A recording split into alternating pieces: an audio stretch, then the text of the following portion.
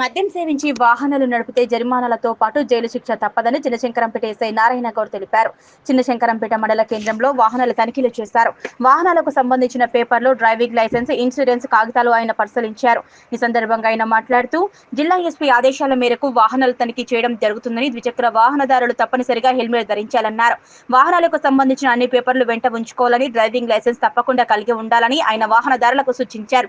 అదేవిధంగా మద్యం సేవించి వాహనాలు నడిపితే కఠిన చర్యలు తప్పవని, జరిమానాతో పాటు జైలు శిక్ష కూడా ఉంటుందన్నారు. కాబట్టి ఎవరు కూడా మద్యం సేవించి వాహనాలు నడపకూడదని ఆయన వాహనదారులకు సూచించారు.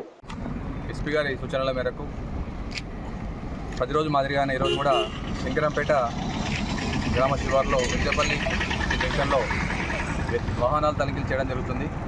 ఇందులో భాగంగా హెల్మెట్ లేని ప్రయాణము మరియు లైసెన్సు, ఇన్సూరెన్స్ సంబంధించిన డాక్యుమెంట్స్ వెరిఫై చేయడం జరుగుతుంది. అదే ముఖ్యంగా వాహనదారులు ఎవరు కూడా మద్యం తాగి వాహనం నడపకూడదు.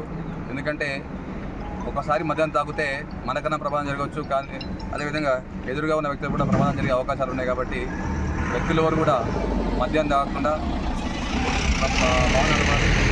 మద్యం తాగి వాహనం నడిపితే ఖచ్చితంగా వారిపైన చట్టరీత్యా చర్యలు తీసుకొని కేసు నమోదు చేసి బైకును సీజ్ చేయడం జరుగుతుంది. ఒకవేళ మద్యం తాగి వాహనం నడిపితే అట్టి వ్యక్తులకు జైలు శిక్ష పడే అవకాశాలు ఉన్నాయి. కాబట్టి జరిమానాతో పాటు జైలు శిక్ష కూడా పడుతుంది. కాబట్టి ఎవరు కూడా మద్యం తాగి వాహనం నడపకూడదు. అదేవిధంగా హెల్మెట్ కూడా తప్పనిసరిగా ధరించాలని తెలియజేయడం జరుగుతుంది.